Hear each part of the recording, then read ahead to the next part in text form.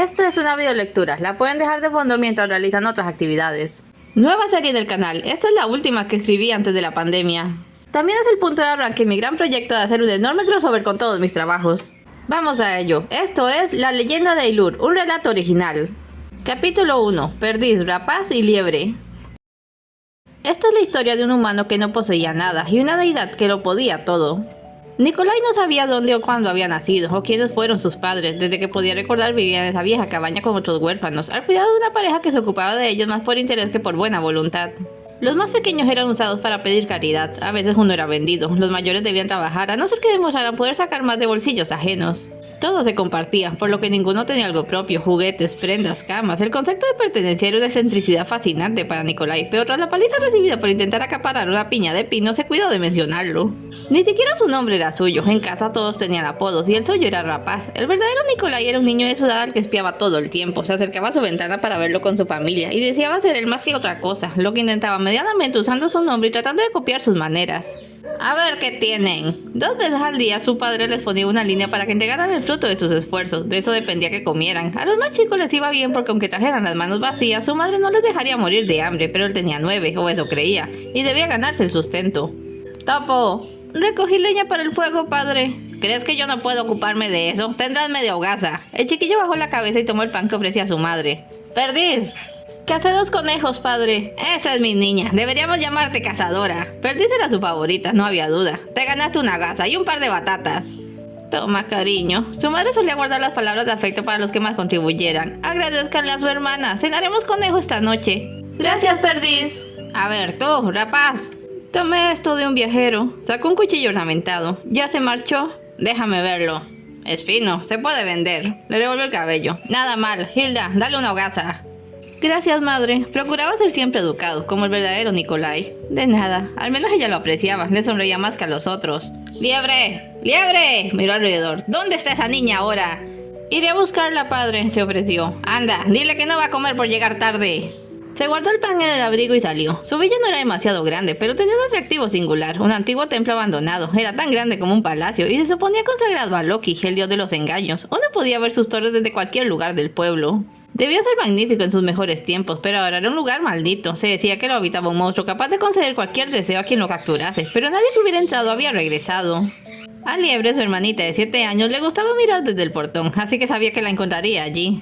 ¡Liebre! Y sí, allí estaba. ¿Es tarde? Lo es. Sacó el pan y le dio la mitad. Toma, papá no te va a dar nada. Gracias. No entiendo por qué siempre me rodeas este sitio, es escalofriante. Vi a un hombre entrar, dijo, con la boca llena de pan. Justo recién pasó el portón y desapareció. ¿Desapareció? ¿Solo así? Ajá. Quizás el monstruo es enorme e invisible y se lo tragó. Eso es tonto. Si pudieras decir cualquier cosa, ¿qué pedirías? ¡Más comida! Nikolai sonrió y le dio el resto del pan. Vámonos a casa. Tomó su mano y se alejaron del ominoso templo. En el camino pasaron por la casa del verdadero Nikolai y se detuvieron a olfatear el excelente almuerzo que estaban tomando. Rapaz, ¿qué pedirías si tuvieras un deseo? No creo que puedas obtener lo que quieras mágicamente. Tienes que esforzarte por ello. Decía eso y a la vez fantaseaba. Se imaginaba vencedor sobre una criatura monstruosa y cambiando de lugar con el verdadero Nikolai, el de la vida perfecta. De sus muchos hermanos, los más queridos por Nikolai eran Liebre y Perdiz. Que las dos fueran mujeres les ponía las cosas en perspectiva. Perdiz era mayor, tenía 13, y a esa edad su padre ya comenzaba a pensar en venderlas o hacer que se casaran con hombres por dinero, pero ella era una gran cazadora, era fuerte y según todos poco atractiva. Se había esforzado muchísimo por recibir el mismo trato que los chicos y así se mantenía a salvo. La mayoría miraba con envidia los privilegios que conseguía, pero Nikolai admiraba su capacidad para salir adelante, y tampoco era como si su hermana pasara de ellos, ¿qué va? Siempre estaba cuidando de los más pequeños y enseñándoles lo que sabía para que pudieran progresar también. Tienes que aprender a pensar a futuro, le decía, enseñando cómo montar una trampa. Si encuentras una madriguera con conejos grandes y gordos, puedes querer agarrarlos todos de una vez, pero si esperas unos meses, esos conejos tendrán conejitos y habrá más, entonces podrás comer conejo durante mucho tiempo. Me gustan los conejos, dijo Liebre, son suavecitos. Su padre y hermanos decían que Liebre era tonta, que vivía con la cabeza en la luna, que lo único a su favor es que era demasiado bonita y se convertiría en una mujer hermosa. Nikolai la adoraba y cada noche rezaba a los dioses para que dejara de crecer. Quería que se quedara pequeña e inocente para siempre. Pero es bien sabido que los dioses no suelen oír los ruegos de los hombres. El tiempo siguió pasando de manera inexorable. Nikolai se convirtió en un flacucho adolescente de 14 años y Liebre en una pequeña mujercita de 12. En cuanto a Perdiz, con 18 años comenzaba a planear dejar la casa, como hacían todos los mayores, pero su condición finalmente fue sacada a colación por su avaricioso padre. Lo que necesitas es un esposo que pueda darnos una buena dote. ¿Quién va a querer casarse conmigo, padre? Bah, no eres bonita, claro, pero tienes un cuerpo fuerte. Puedes darle muchos hijos a un hombre poco exigente. Creo que soy de más ayuda en casa. Por ahora, sí, por ahora. Nikolai veía cómo su hermana mayor intentaba mantenerse calmada para ocultar sus planes de fuga. Veía cómo la menor lloraba porque la obligaban a arreglarse de más y trataban de curarle el espanto de lo que vendría, contándole lo que ocurriría en cuanto cumpliera 13. Y se daba cuenta de lo afortunado que era por ser solamente un chico sin nada propio. Cuando fuera mayor él podría irse, y el honor le llevaría a enviar algo de cualquier cosa que ganara su viejo hogar. Sabía que no tenía derecho a quejarse de la parte que le tocaba en ese desastre de familia que tenía, y aún así seguía cultivando su malsana obsesión con el chico al que le había cogido el nombre. Mientras él robaba y cazaba para sobrevivir, el verdadero Nikolai se entrenaba para ser un guerrero, y se casaba era mayormente por diversión.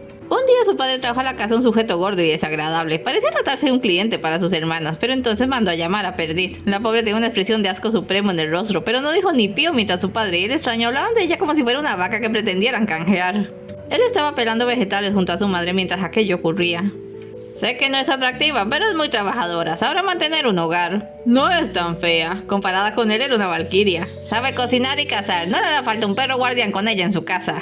En ese momento Liebre entró trayendo una cubeta de agua. Como se había vuelto costumbre, todos los ojos voltearon hacia ella. Lo cierto es que había algo de sobrenatural en la belleza de su hermanita. Tenía el cabello y los ojos oscuros, profundos, y estaba desarrollando las formas de una mujer antes de tiempo. El desconocido se quedó como embobado.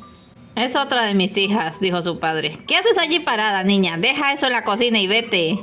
Esperes, dijo el tipo. ¿Cuánto quiere por esta? No quiera esa. A Nikolai le sorprendió y le defendió a Liebre. Es tonta como un asno, una buena para nada. Ni siquiera ha sangrado aún, dijo su madre. Tú calla, mujer. ¿Y tú, por qué no te has movido?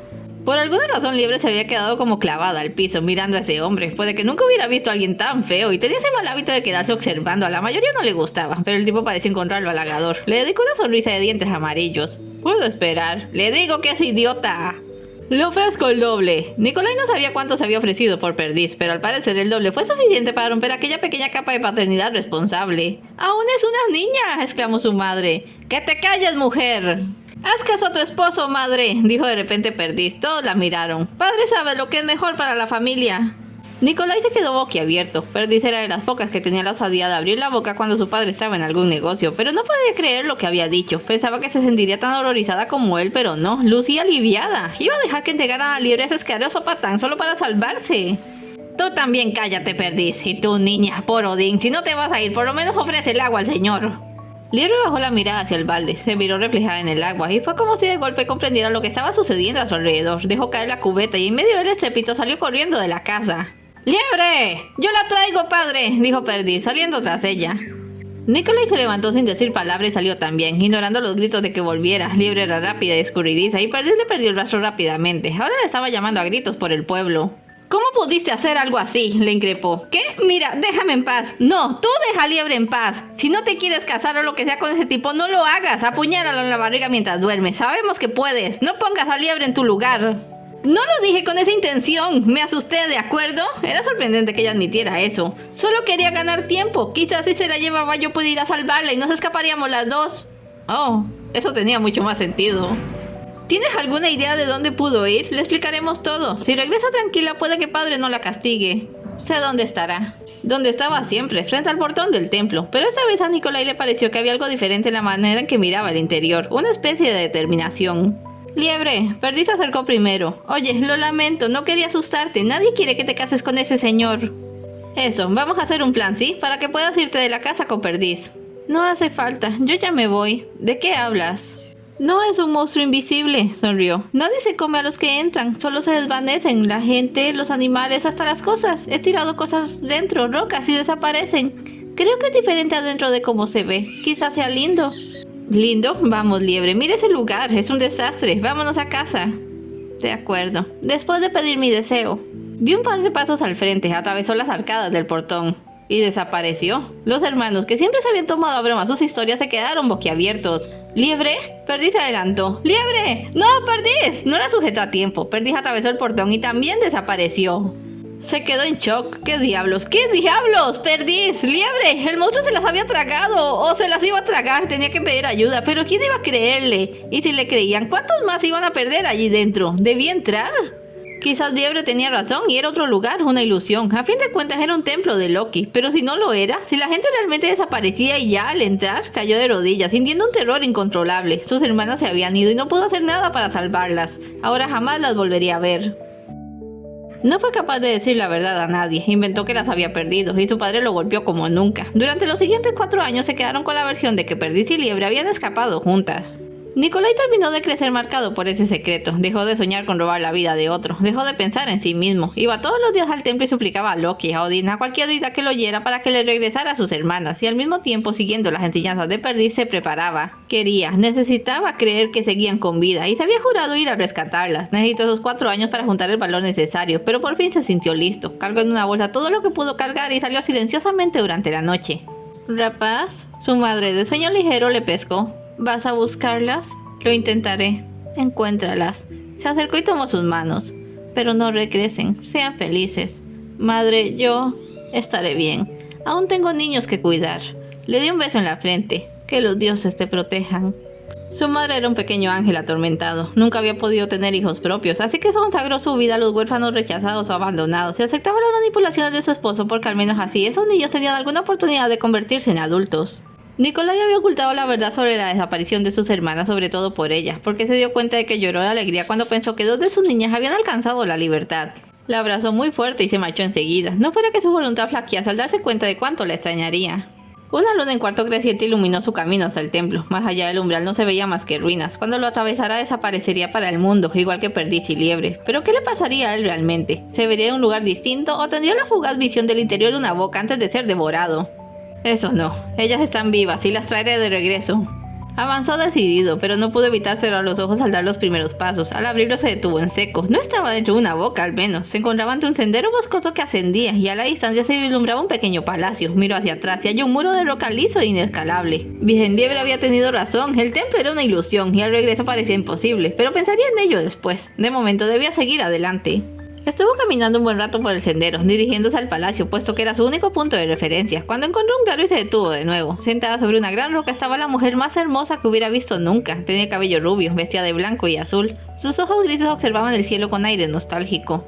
Se preguntó si debía hablarle cuando percibió otra presencia en los árboles del lado opuesto. Otra mujer, de aspecto mucho más agreste. Le tomó por un animal al principio debido a la piel de lince sobre ella. Sus ademanes eran furtivos. Nikolai vio cómo alzaba una daga tomándola por la hoja y sin dejar de mirar a la de blanco. ¡Cuidado!, gritó. Lo siguiente pasó en segundos. La chica le miró con sorpresa. Se convirtió en un conejo y huyó justo para evitar la daga que dio donde había estado sentada. Nikolai no tuvo tanta suerte. Se había quedado pasmado y al momento siguiente tenía a la otra encima, atacándole y gruñendo como un animal salvaje. Es todo por hoy. No se vayan sin dejar un like y un comentario. Y nos vemos en el siguiente episodio.